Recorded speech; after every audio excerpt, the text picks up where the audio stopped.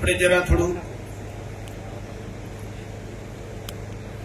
બધા જે સંતો શાસ્ત્રો અને આવું બધું એ બધી ભયંકરતા વાળી વાત કરે છે.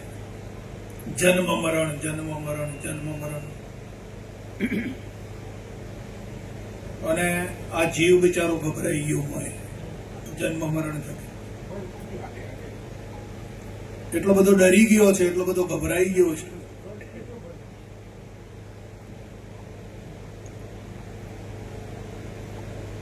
એટલે પહેલા આપણે જન્મ ઉપર જરા થોડી નજર નાખી જોઈએ કે જન્મ શું છે.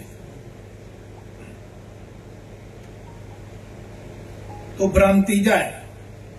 આ તો કેવળ ભ્રાંતિ છે ભાઈ, મુદ્દો છે નહીં.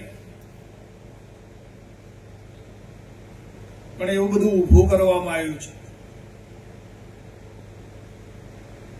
બીક લગાડી છે, ભયાનક વાક્યો વાપર્યા છે સંત પુરુષો, રોચક વાપર્યા છે, યથાર્થ વાપર્યા છે. આપણે બાળક દૂધ ના પીતું હોય ને ખોરાક ના ખાતું હોય તો આપણે એને ધમધમાઈએ, જરા થોડું લડીએ, ખાઈ લે ને કે અમે બાવા હે,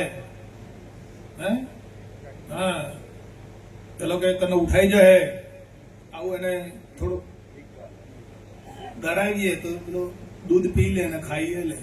ડરમાં ને ડરમાં એમાં આપણે આ ફસાયા છીએ નહીં. ભય તો ખરો ને જન્મ મરણ નો. ભલે ને આપણે ગમે એટલું જ્ઞાન દ્વારા એનું છીનભીન કરી શકીએ, બાકી ભય છે. મોય મરી જવાની બીક લાગે ભાઈ. હા,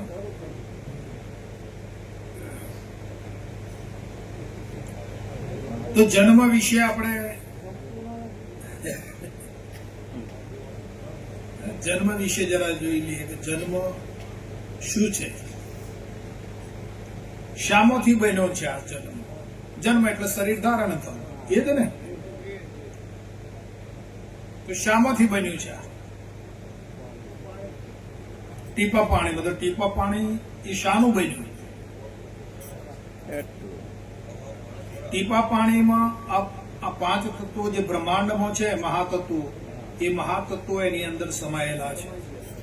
એમાં આકાશનો ભાગ આવે છે ટીપામાં, પૃથ્વીનો ભાગ આવે છે, પાણીનો ભાગ આવે છે, પવનનો ભાગ આવે છે, અગ્નિનો ભાગ આવે છે. પાંચે પાંચ ભાગ આ ટીપા પાણીમાં આવે છે. અને એ બૂંદમાંથી આ શરીર ધારણ થાય તો એ પાંચ તત્વોના સંયોગથી, જે પાંચ તત્વો માના ગર્ભમાં હોય ને એના સંયોગથી ઉત્પન્ન થાય છે. આજે આપણે ખેતીમાં બિયારણ નાખીએ તો એ પણ એમાં પણ આ ભાગ હોય છે. અને જમીનમાં રહેલા જે તત્વો, પાંચ તત્વો છે, એના સંયોગથી ક્રિયામાન થાય છે. બરાબર. તો આ જન્મ,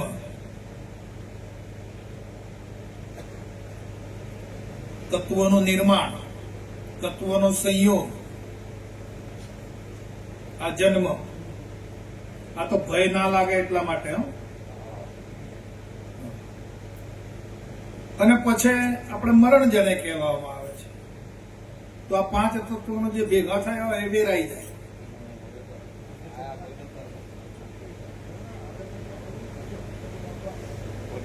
પાંચ તત્વો અલગ પડી જાય. આકાશનો ભાગ છે આકાશમાં જતો રહે છે, પાણીનો ભાગ પાણીમાં જતો રહે, પૃથ્વીનો ભાગ પૃથ્વીમાં જાય છે, પવનનો ભાગ પવનમાં, અગ્નિનો ભાગ અગ્નિમાં વેરાય, સમાઈ જાય છે. તો મરણ ક્યાં રહ્યું? મરણ કોને કહો છો તમે?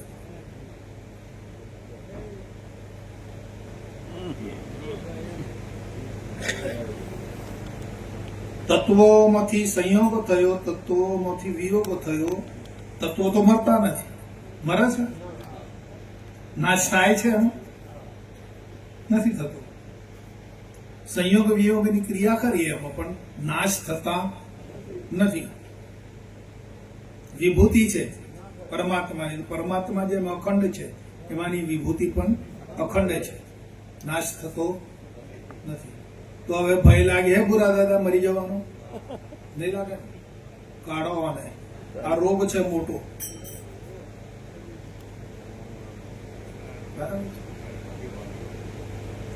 એટલે આ રોગમાંથી નિવારણ થાય એટલે શુદ્ધ થાય, ચોખ્ખું થાય, નિરોગી થાય. અને નિરોગી થાય ત્યારે રાહ પકડે તેનો પોતાનો. પણ આ પકડાયો ક્યાં? આના રોગમાં, આ જન્મ મરણના રોગમાં પકડાયો ને પછી એને પછી બીજો વળગાડે વળગ્યો છે.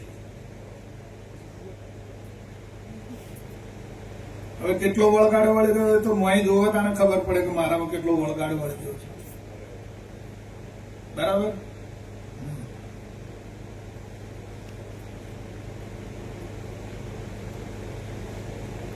એટલે આ વળગાડ જે બધો બાપુ કહે છે કે ભાઈ હું છું કોણ,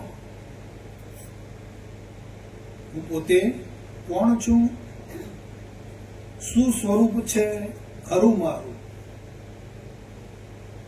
મારું સ્વરૂપ શું, કયું સ્વરૂપ છે મારું. આની આ જે લગની છે ને બાપુ સ્વરૂપની, એ ક્યારે લાગે? રોગ નિવારણ થાય તો.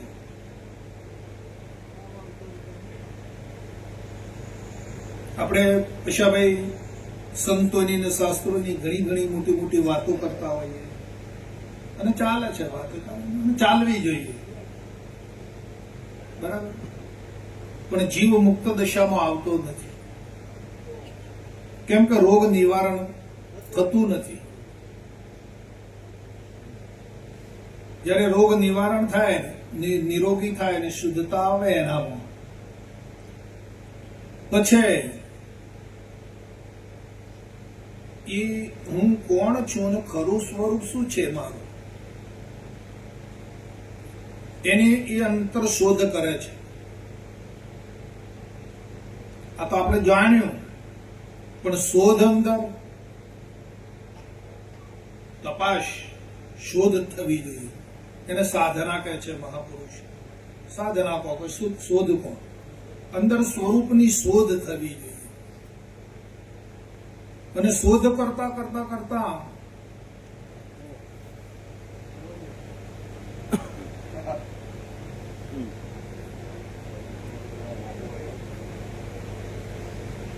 બાળક ભણવા મળે અને ભણતા ભણતા પહેલું ધોરણ ભણે, બીજું ભણે, ત્રીજું ભણે, એમ કરતા કરતા ભણતા ભણતા ડિગ્રી મળી જાય, એમને મળે. એટલે અંતરશોધ થાય એની સ્વરૂપમાં કે ભાઈ કોણ છું હું અને ખરું સ્વરૂપ શું છે મારું. આની શોધ અંતરમાં ચાલુ થાય પછી. પણ ક્યારે? નિરોગી થાય તો. અનેક પ્રકારનો રોગ છે, વાસનાઓ, વિષયો, વિકારો. આ જન્મ મરણ જે કહો છો એ દેહનો અધ્યાસ. એટલે બાપુએ કીધું કે ભાઈ છૂટે દેહાધ્યાસ તો તું નથી કરતા કે નથી કર્મ, તું નથી ભોગતા એનો. એ આ ધર્મનો મર્મ છે.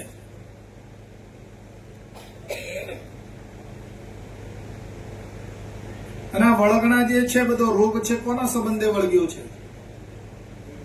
દેહના. બરાબર. તો આ જે અધ્યાસ છે એ વાતો કરવાથી નથી છૂટતો બાપુ, કે કોઈ પુસ્તકને વાંચ કરવાથી નથી છૂટતો.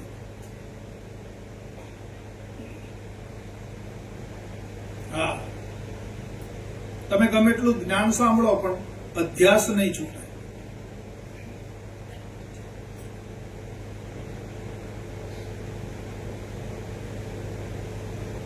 અને દેહના અધ્યાસમાંથી જ આ બધું ખડું થયું છે. વાસ્તવિકમાં કાંઈ છે નહીં, કેવળ મનાઈ ગયું છે.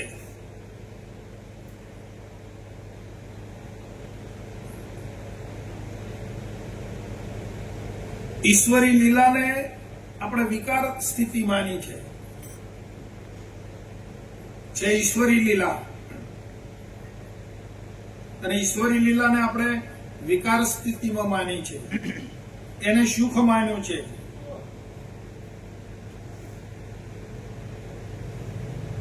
અને વારંવાર એનો ઉપયોગ કરવાથી આપણે અંદર જોઈન્ટ થઈ ગયા છીએ.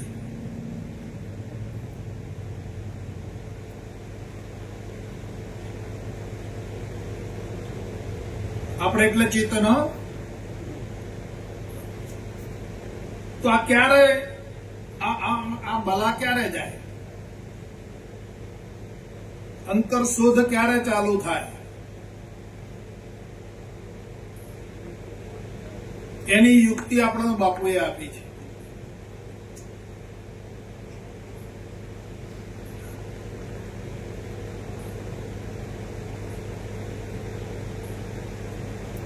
આત્મભ્રાંતિ સમ રોગ નહીં, સદગુરુ વૈદ સુજાણ.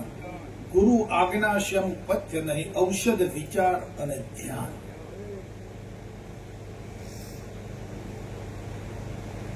આપણને જીવન જીવવામાં પશાભાઈ હાલો આખો સમય પસાર કરી નાખ્યો છે. આપણે જીવન આખું ખપાઈ નાખ્યું છે. એમાં ટાઈમ મળે છે ને આપણા ધંધામાં, જવા આવવામાં, નવરા બેઠા હોય તો ગાલ ગપડો મારવામાં ટાઈમ છે જ ને? નથી? અગાવાલામાં જવા આપવામાં, ખેતી કરવાનો ટાઈમ મળે, જવા આવવાનો ટાઈમ મળે છે, બધા ભોગ ભોગવવાનો ટાઈમ મળે છે. નથી મળ્યો? સચોટ બરાબર વિચારો વાત ને. હા, એ બધામાં ટાઈમ મળ્યો છે. બરાબર. પણ ચલો તમે એક આસન લગાવીને તમારા સતનામને તમારા શ્વાસ સાથે જોડીને ગુરુ મહારાજની જે સ્વરૂપ છે, મૂર્તિ છે, એને લક્ષ્યમાં લાવીને એ જાપ કર્યો છે, એ મંત્ર જાપ કર્યો છે. આપણે એમાં ટાઈમ મળ્યો છે આપણો?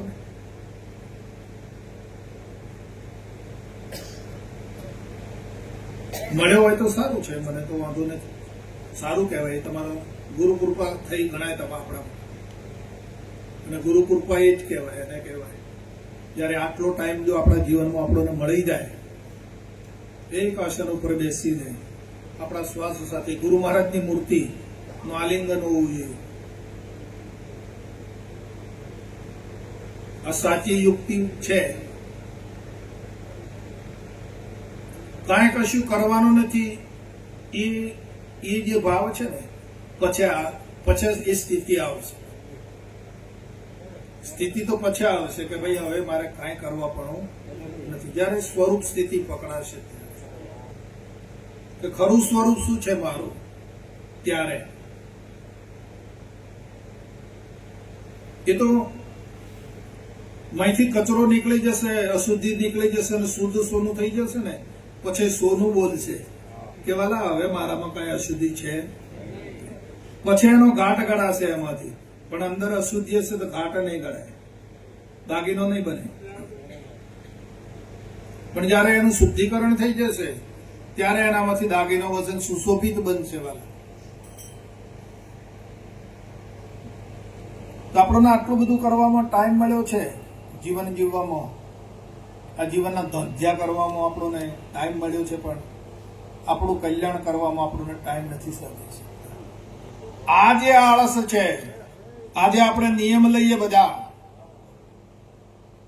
ઓણ તોણ તમે બધા, આજે આપણે એક નવો નિયમ નવા વર્ષમાં અલખુદાદાના પ્રતાપથી આજે આપણે એક નવો નિયમ ધારણ કરી આજથી કે ગમે તેમ થાય, ગમે એટલો કામ ધંધો હોય કે ગમે તેવું હોય, પણ અડધો કલાક સવારમાં ને અડધો કલાક સાંજે આટલું હું એક શાંતિથી બેસી એક આસન ઉપર બેસી ગુરુ મહારાજની મૂર્તિને મારા સ્વરૂપમાં જોડીને શ્વાસોશ્વાસે હું સતનામનું રટણ કરીશ.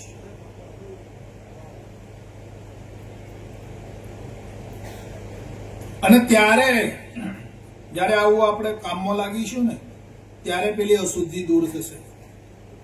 એમને વાતો કરવાથી કે જાણવાથી અશુદ્ધિ દૂર નહીં થઈ જાય મારા વાત. પછી સંબંધ તૂટશે. જે સંબંધ જગત સાથે છે, દેહ સાથે છે ને, એ સંબંધ પછી તૂટી જશે.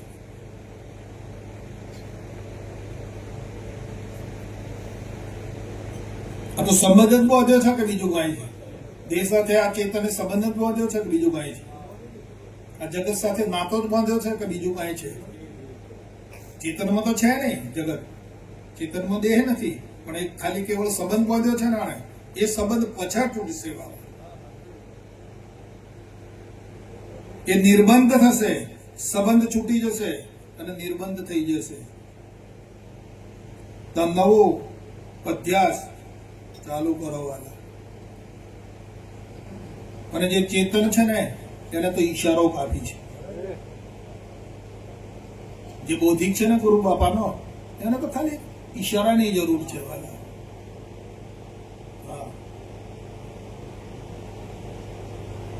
આ તો કે મને ભજન યાદ નહીં રહેતું. અરે બધું આખું જગત તો નહીં યાદ રહે છે ને ભજન નહીં યાદ રહેતું. એટલે પણ ક્યાંથી રહે તને? મોય કચરો ભરેલો છે. હે હા, તો મને ભજન તૈયાર કરું છું, ઘણું મજૂરી કરું છું, પણ નહીં યાદ રહેતી. એટલે હું સત્સંગ મેળાવડામાં જાઉં છું તો કે મને આ જ્ઞાન યાદ નહીં રહેતું. કેમ કરીને રહે તને? હે, તારો માલ મોય કેવો ભર્યો છે તો તું જો. હા હા,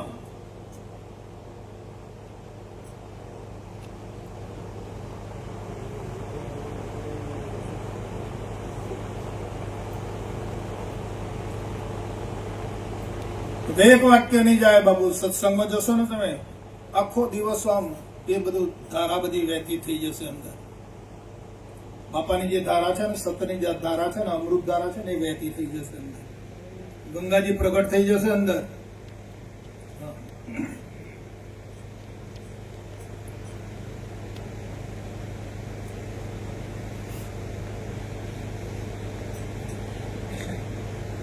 બાળક પ્રયત્ન કરે છે, જ્ઞાનીઓ પ્રયત્ન કરે છે તો અવશ્ય પામે છે. પ્રયત્ન કર્યા વગર નહીં મળે બાબુ. હમણાં કહેતા ને બાબુ, એમને એમ નહીં મળી જાય એવું એવું બોલ્યા હતા ને, એમને એમ નહીં મળે એવું. બોધ મળે એટલે શું થઈ ગયું? બોધ તો યુક્તિ છે, કળા છે. તમને ચાવી મળી ગઈ.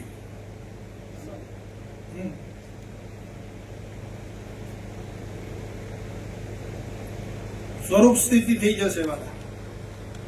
આખું આ બ્રહ્માંડ છે ને બધું તમારું આપણું સ્વરૂપ લાગશે. આપણું ઓહો હો હો, આ તો મારું સ્વરૂપ જ છે ને. હા, હું જ છું, મારું જ સ્વરૂપ છે. આ મસ્તી આવશે, મેરે સિવા ઓર કુછ નહીં, મારું જ સ્વરૂપ છે.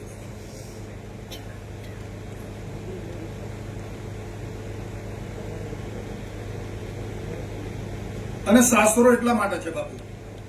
તમે શાસ્ત્રો વાંચજો, ગ્રંથો વાંચજો, ઉપનિષદો વાંચજો.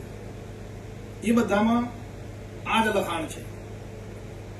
એટલે જો કે મને સંસ્કૃત નથી ભાવતું, પણ એનો ભાવાર્થ સારાંશ છે ને એ બધું મેં મેળવ્યો છે. આજે હું તમારી સામે રજૂઆત કરું છું કે જે અશુદ્ધિ છે, અજ્ઞાન છે, એને કેમ નિવારણ કરવું એ કળા બતાવી છે.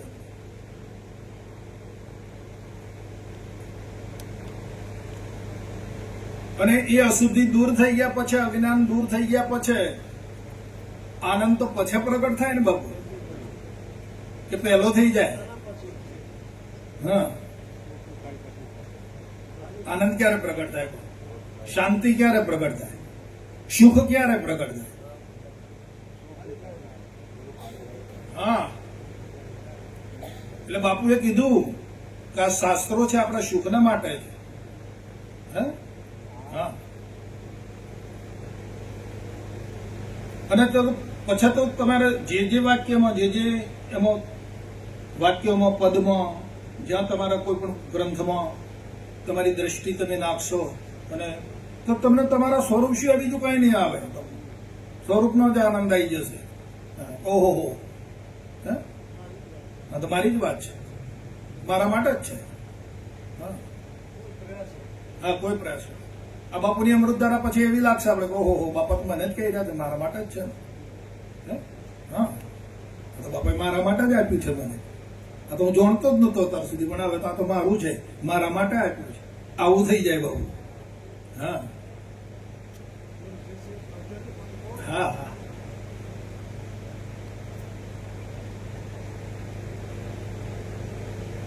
બસ સમયને કોઈ બરબાદ ના કરો. સમય બળવાન છે, પુરુષ બળવાન નથી.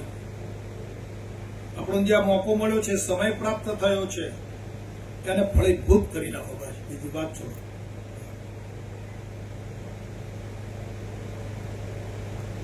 બોલો સદગુરુ